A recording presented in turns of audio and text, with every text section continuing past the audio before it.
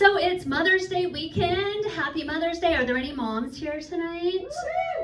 Woo! Okay, that means there are, yes, there are some moms here. All right, congratulations getting out of the house. Yeah, it's gonna be okay. If not, it's comedy, it's okay.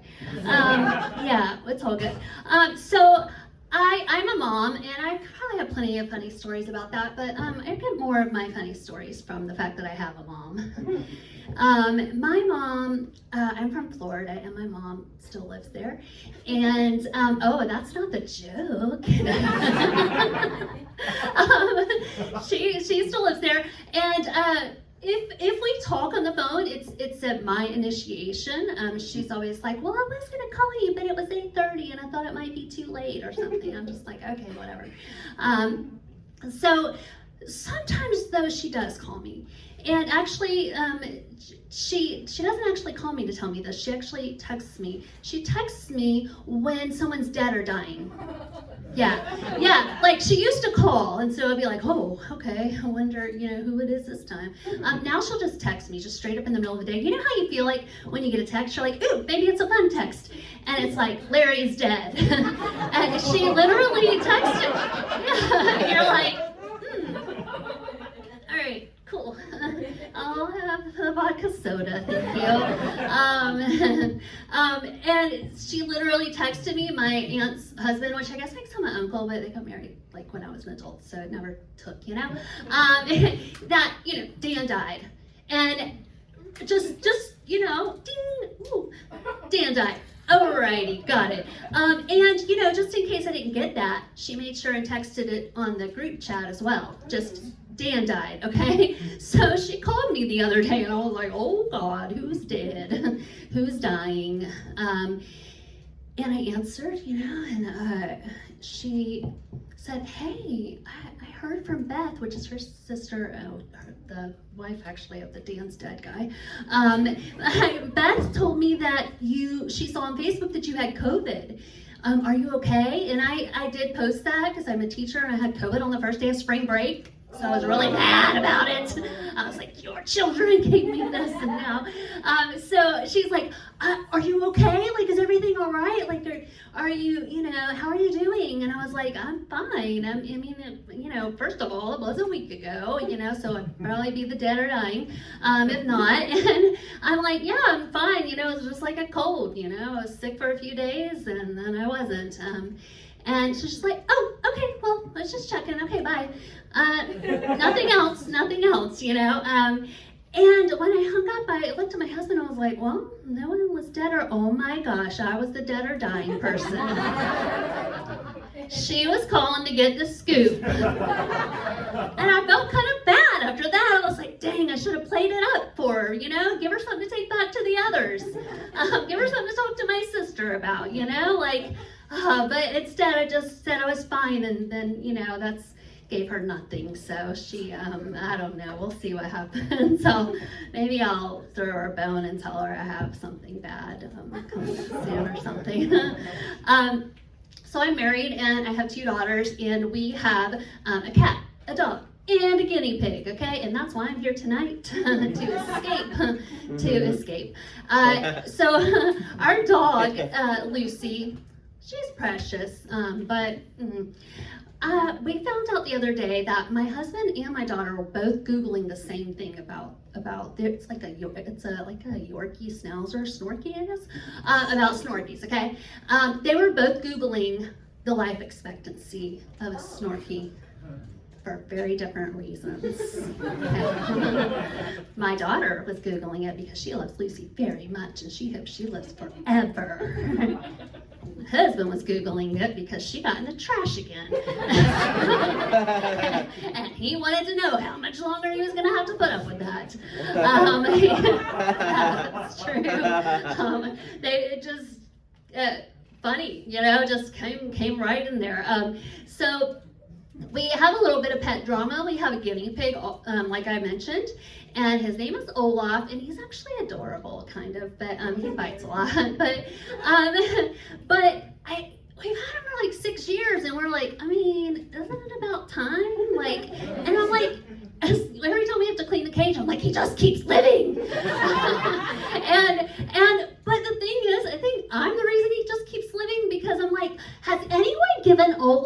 lettuce today? Guys, here, I made a salad for us and I made a salad for Olaf. Go give it to Olaf. So I'm like basically extending his lifespan by feeding him good stuff. Oh, you didn't clean out his water bottle. He's drinking dirty water. I think he is lonely. Y'all need to cuddle with, get him out of his cage and spend more time with him. So I'm pretty sure that I'm the reason that he's still alive, even though it's just like a, I can't decide how I feel exactly about this sweet, adorable little biter. But we did get a buddy for him, okay? We were like, all right, we even heard in some country it's illegal for a guinea pig to be alone, which is interesting. What country makes laws for that? I kind of think I want to go there. And so I was like, oh, we gotta get him a friend. And so my husband was like, all right, we gotta make sure it's a male, okay? Because we do not want guinea pig babies. Well, I wouldn't be telling you this. You're right. if it was in fact a male. It wasn't a male, was a female. Apparently also right after she gives birth, she can get pregnant again. That happens. So we had, like 9 guinea pigs at one point. So point is that Olaf is now in a cage alone, okay? He's not allowed to have any friends. I know, he is the man. He got to stay. We sent the others to a farm. It was a literal farm, okay?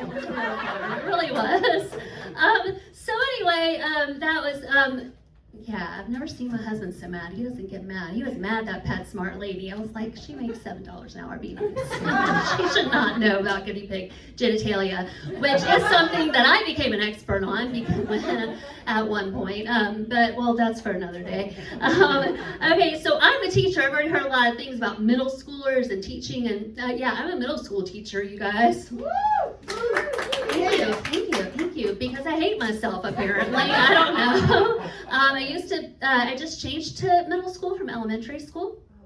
It's different. I don't know what they're talking about ever, and I don't know if I can repeat what they're saying and not get fired. So I'm just like, earmuffs for me.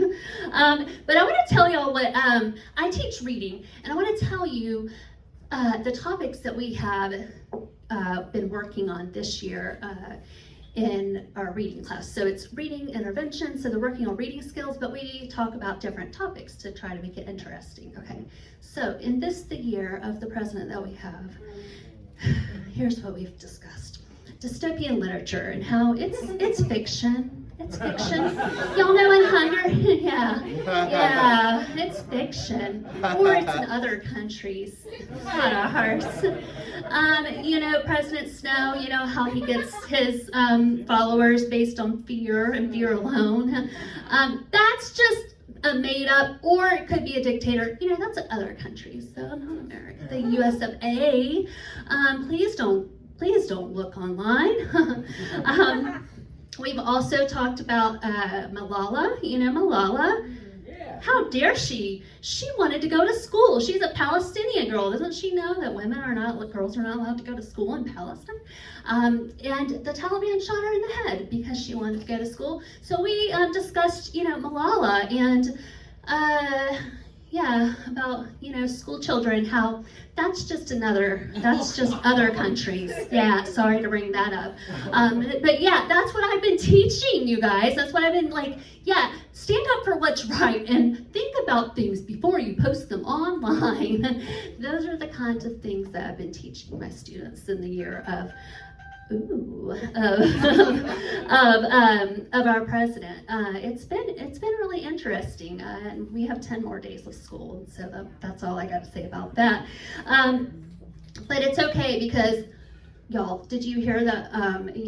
If teaching gets too tough for me, it's okay, because Melania, well, she's going to save all your children and mine, I guess, because they're going to start having robot teachers. Have you heard about the robot teachers?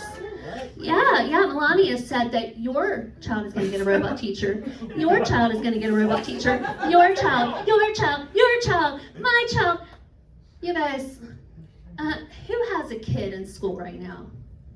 Woo, woo. Okay, only one. Okay, well they have these things. They have these things called Chromebooks. They're computers, and they're breaking and they're breaking and they're breaking, and they can't replace them because they can't afford to replace them. And they're gonna give us robot teachers. Okay, do you think that's gonna happen? I don't think so, but I might be looking for a new job if that does happen. Anyway, I know a lot about guinea pigs, so I can take care of that. All right, a little switch. I think that diet culture, being thin, I feel like that has been around way before Kate Moss and Tyra Banks. Like they blamed, the 90s and all that. But I think that it's been around like since the beginning of time. I mean, talking about the Garden of Eden. And here's why I think that. All right, so Adam and Eve were in the garden. Eve got hungry, and Eve ate. She ate from a tree that was right there. And what happened? Like the entire fall of mankind happened, okay? A woman was hungry, a woman ate, and that's how sin started, okay? Sin started in the Garden of Eden with Eve eating. We call it an apple. We say it's a piece of fruit. And I'm just wondering, like, didn't she know, like, how much sugar and how many carbs were in that fruit? And I guess she didn't know, not until she ate from the tree of knowledge, that is. And that's when she found out. And that's where it all began. So that's what we're fighting against, ladies. So I mentioned there's only 10 days left of school. Not that I'm counting, I am totally counting. I really had a great year, but I am so looking forward to summer. And if you can tell, I got sunburned actually Friday, so I've got to remember to wear the sunscreen. But I've realized the past few years that there are two gens, okay? And there is school year gen, and there is summer gen, okay? I'm almost summer gen. That's what I am tonight. But I'm going to tell you what the difference is, okay? So school year gen, summer gen says teaching is like the best job ever. It is. It's so good. Can you pass me that drink, please? Can you put sunscreen on my back? Yeah, you should be a teacher. You should totally be a teacher. It's an amazing job. You all should be teachers. And school year Jen, well, she is Googling things like, can you actually sell your feet pictures for money? And if so, how can you get started? And if the robots take over, that's what I might have to resort to. So anyway, I'm Summer Jen, almost Summer Jen. I'm on Instagram, Jen Brown Insta, if you want to follow me. Thanks for listening.